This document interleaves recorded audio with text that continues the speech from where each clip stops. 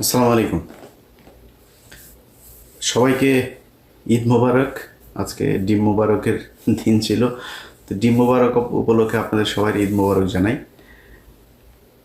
5 তারিখের পর মনে আছে একটা ভিডিও করেছিলাম, শুধু দেখছিলাম কিভাবে রাতারাতি মানে 2 সপ্তাহের ভেতরে আওয়ামী লীগকে পুনর্বাসনের জন্য এই দেশের মানুষ শুধু টাকার জন্য, টাকা কিছু ওদের টাকা পয়সা ফেলে গিয়েছে, এই টাকার ভাগ নেওয়ার জন্য মানে বিএনপির এই গ্রুপ ওই গ্রুপ, জামাতের এই গ্রুপ ওই গ্রুপ, এনসিপির এই গ্রুপ, মানে কোন গ্রুপের আগে কোন গ্রুপ যাই করবে। ধরেন যদি আওয়ামী লীগের সব প্রপার্টি নিয়েও নিতেন, নিয়ে যদি নিজেদের মধ্যে ভাগ করতেন তাও সমস্যা হইতো না।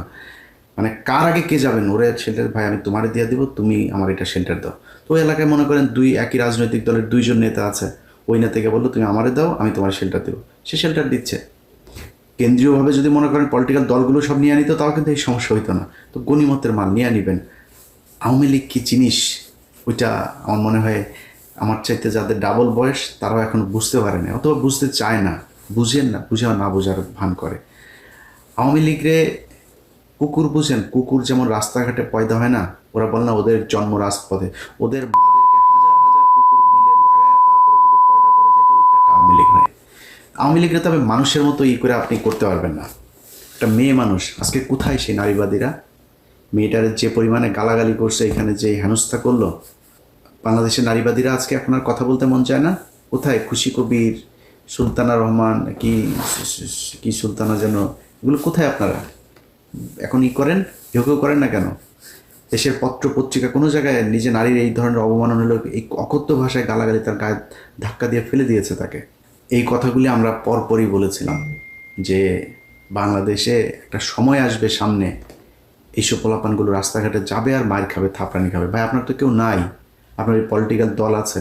ওই যে জামাত দেখেন, জামাত কিন্তু জামাতের নেতাকে তারা ঠিক মতো করে বের করে নিয়ে গিয়েছে। মির্জা ফখরুলকেও বলেছিল, জামাতের ওইখান থেকে যারা ছিল তাদের একজন বলল, ফখরুলকে বলেছিল যে ওই তাহের সাহেবের সাথে যাওয়ার জন্য।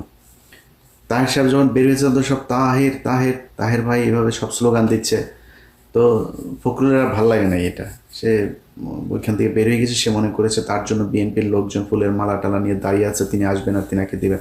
আর ভাই ফখরুল ভাই, আপনার দলের যে আন্তর্জাতিক বিষয়ক সম্পাদক যিনি লন্ডন থেকে এসেছেন এখানে, সে প্রতিবার এই সময় আসেন, তারা কখনো খুব ভালো করে এখানে দেখা যায় না। এইবার খুব তিনি উত্তেজনা নিয়ে আছেন।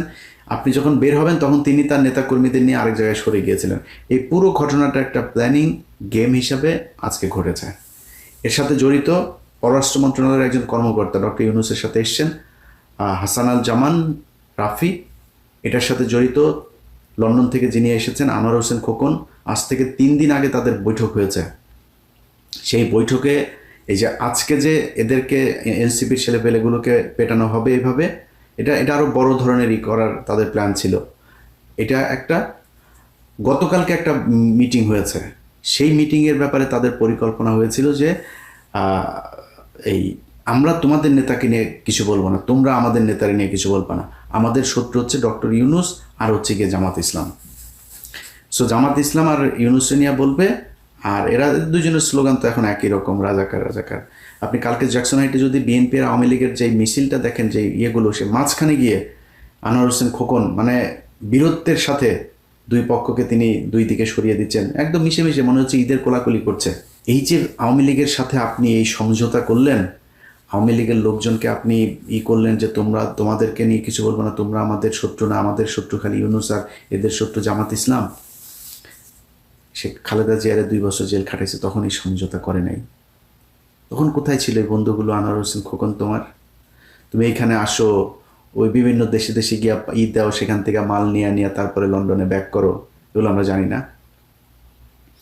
আজকে যখন কিনা আপনি দেখবেন এরা বের হয়েছে, মির্জা ফখরুলকে কিন্তু কেউ কিছু বলে নাই। সব ক্ষোভ ছিল হচ্ছে ওই 2 জনের উপর, আক্তার আর হচ্ছে গিয়ে যারা। পুরো এই বের হবে, কোন দিক দিয়ে বের হবে সব কিছু জানিয়ে দিয়েছে হচ্ছে এই হাসান আল রাফি, এই পররাষ্ট্র মন্ত্রণালয়ের যে কর্মকর্তা ডক্টর ইউনূসের বহরে এসেছেন তিনি। এটার সাথে এখানকার কূটনীতিক এই আপনার মিশনে যারা আছে, এখানকার দূতাবাসে যারা আছে, এদের মধ্যে অনেকে জড়িত।